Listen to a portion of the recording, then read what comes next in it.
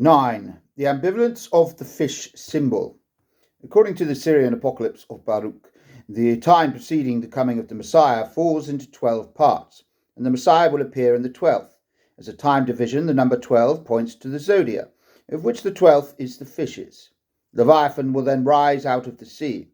The two great sea monsters which I created on the 5th day of creation, and which I have preserved until that time, shall then be food for all who are left.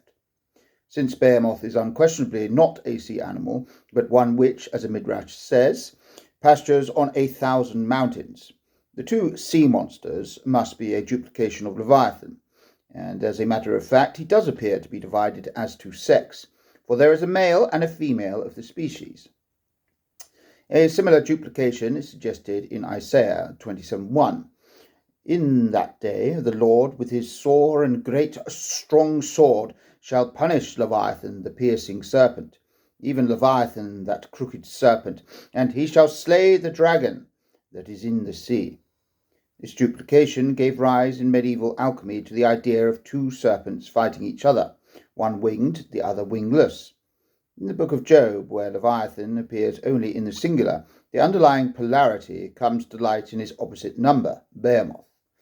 A poem by Meir ben Isaac describes the battle between Leviathan and Behemoth at the end of time, in which the two monsters wound each other to death.